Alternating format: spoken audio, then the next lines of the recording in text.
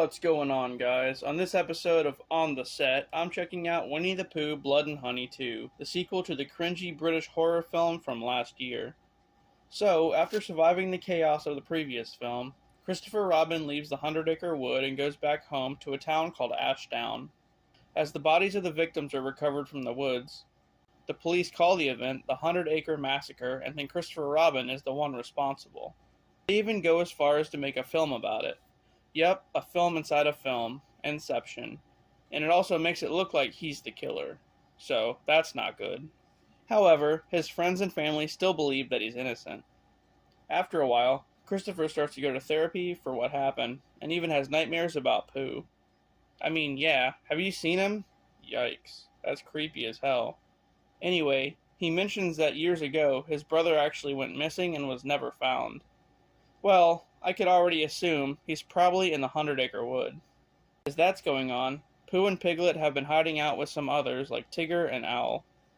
These college kids show up to the woods and they get killed by Pooh and gang. Then, some of Christopher Robin's friends show up and try to ambush them, and they all get taken out as well. But, not before they kill Piglet. Oh no, not Piglet. After that, Owl gives Pooh the idea to go to Ashdown to go after Christopher. Then, as Christopher is in one of his therapy sessions, he sees his friend Aaron arrive at the hospital. Aaron was the sole survivor of the group that tried to ambush Pooh. And here's where the plot gets pretty wild. Out of nowhere, Christopher notices the hospital janitor and remembers that he's actually the one who kidnapped his brother all those years ago. After confronting the janitor about it, he explains that he once worked for a doctor named Gallup, who was some kind of genetic scientist.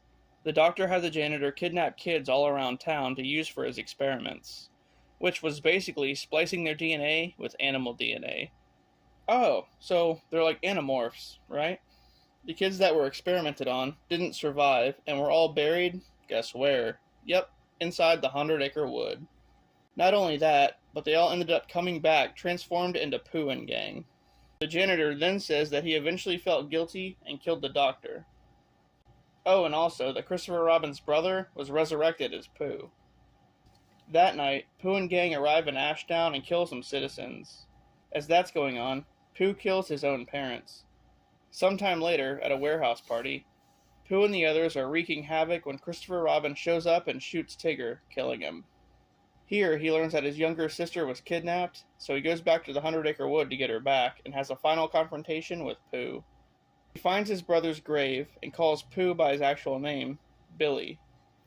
Then, Pooh, or Billy, does what he did in the previous movie and just blames everything on Christopher abandoning them all those years ago. Lexi, one of Christopher's friends, shows up and stalls Pooh long enough for Christopher to finally kill him.